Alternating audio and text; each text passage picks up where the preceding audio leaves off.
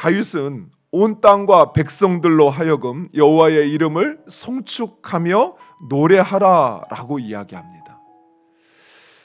이 땅의 모든 피조물은 오직 하나님을 찬양하기 위하여 존재한다라고 할 수 있습니다. 즉 하나님을 찬양하는 것은 모든 피조물의, 이 땅에 있는 모든 생명체의 존재 이유인 것입니다. 따라서 그 하나님을 찬양하지 않고 그 하나님을 영화롭게 하지 않는다는 것은 그 존재 이유가 없다라는 것입니다. 죽은 거나 다름이 없는 것입니다. 그래서 우리는 오직 그 하나님을 찬양하며 노래하며 그 하나님을 영화롭게 해야 한다는 것입니다. 세 번째로, 하나님은 만민을 공평하게 심판하시는 하나님이시기에 찬양해야 한다라고 말씀하고 있습니다. 하나님은 창조하신 세상을 다스리시며 무엇보다도 만민을 공평하게 심판하십니다. 하나님의 심판이 더딘 것 같습니까? 그렇다면 그 하나님의 심판을 여러분 자신에게 한번 적용해 보세요. 내가 조금만 잘못해도 하나님께서 불같이 나에게 화를 내고 나를 심판하신다면 과연 우리가 하나님 앞에 서 있을 수 있을까요? 내 마음에 일어나는 그 죄까지도 하나님은 다 아시고 그리고 하나님께서 나에게 칼로 심판하신다면 과연 우리가 그 하나님 앞에 설 수 있을까요? 그러면 하나님께서 그 심판을 더디하시는 이유는 무엇입니까? 그것은 하나님께서 우리 스스로 깨닫고 돌이키기를 원하시는 것입니다. 하나님의 심판이, 하나님의 멸망이 내 삶에 이르기 전에 내 스스로 하나님 앞에 자신을 돌아보고 돌이켜 그 죄를 회개하고 그리고 하나님의 공의 앞에 엎드리기를 원하시는 것입니다.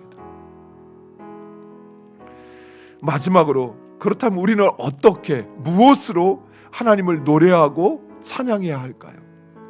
첫 번째, 다윗은 새 노래로 찬양하라라고 말씀하고 있습니다. 새 노래란 날로 새롭게 북받쳐 오르는 노래, 담이 없는 노래를 의미합니다. 즉 하나님을 찬양하는 자들은 그저 앵무새가 그 말을 반복하듯이 따라하는 것이 아닙니다. 습관적으로 찬양해서는 안 된다라는 것입니다. 사랑하는 성도 여러분, 우리의 찬양은 매 순간 나를 구원하신 하나님의 구원에 대한 그 감격과 기쁨으로 노래해야 한다는 사실이에요.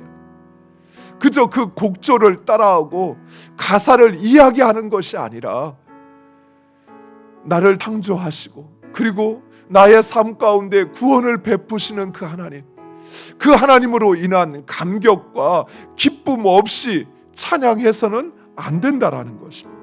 우리가 어떤 큰 업적을 남겨서 그래서 하나님을 영화롭게 할 수 있다고 생각하신다면 착각하는 거예요. 물론 그것도 하나님 기뻐하시겠지만 그것은 실상은 내가 한 것이 아니라 하나님께서 하신 거예요. 오히려 우리가 하나님 앞에 드릴 수 있는 나만의 유일한 것, 그것은 바로 새 노래로 하나님을 찬양하는 것입니다. 두 번째로, 우리는 하나님을 예배를 통해 노래해야 한다라고 말씀하고 있습니다. 예배는 모든 영광과 권능을 하나님 앞에 올려드리는 거룩한 예식입니다. 우리의 예배는 하나님의 이름에 합당한 영광을 돌려드리는 예배가 되어야 한다라는 것이. 그래서 성경은 끊임없이 우리가 어떻게 예배해야 하는지를 말씀하고 있습니다. 영과 진리로 예배해야 한다라고 말씀합니다. 힘과 뜻과 우리의 마음과 정성과 생명을 다하여 하나님을 예배해야 한다 말씀합니다. 우리의 삶을 다하여 우리 자신을 산 제물로 하나님 앞에 드려져야 한다라고 말씀하고 있습니다. 그렇다면 오늘날 우리의 예배는 어떻습니까?